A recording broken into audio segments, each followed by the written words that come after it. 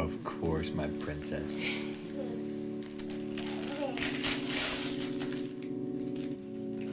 Hi, I'm Alexandra, but just about everybody calls me Lexi.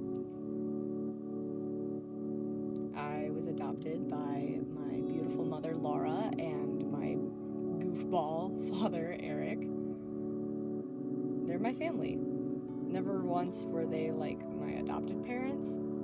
They've always just been mom and dad. Oh my gosh, did I get enough off of the other one? I grew up in church.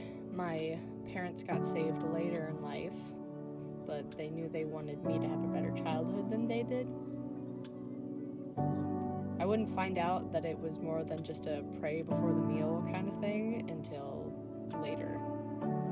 So in order to talk about who I am, I need to talk about who I was. But more importantly, I need to tell you about a love that's real. A love that's weathered. In high school, I really started branching out, making connections and long-term relationships. Most of my friends I considered brothers and sisters, from going to the movies and downtown to late-night Bible studies and at-home birthday parties. I felt my roots begin to plant. This was where I felt loved. My roots grew deeper as I started dual enrollment at Gulf Coast State College during my sophomore year, where I once again met people from all walks of life who I started to get close to.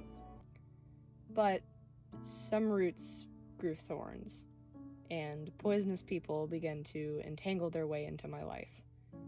I had to ask myself, was this love? My heart began to grow cold.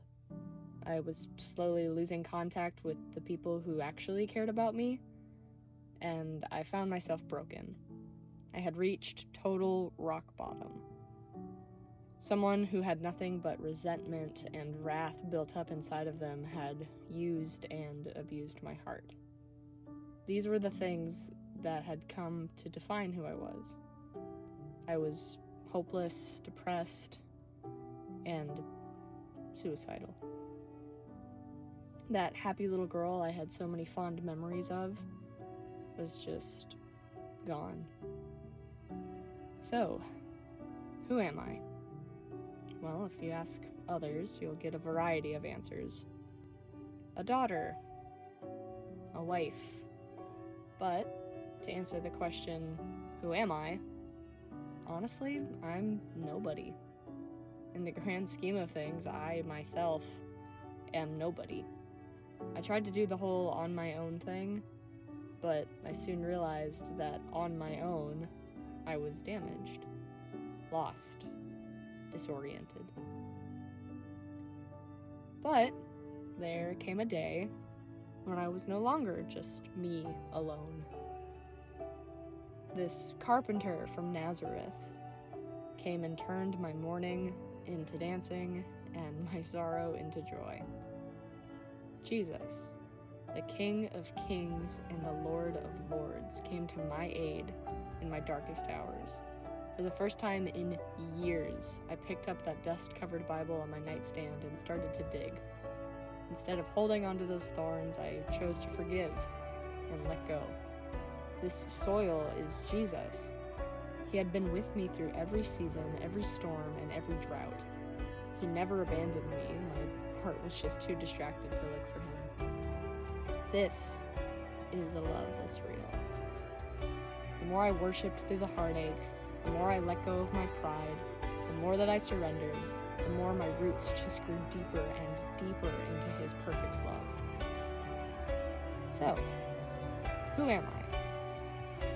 Well, the only one who matters says that I am loved, I am chosen, I am born again, a child of God, I am redeemed, I am a citizen of heaven.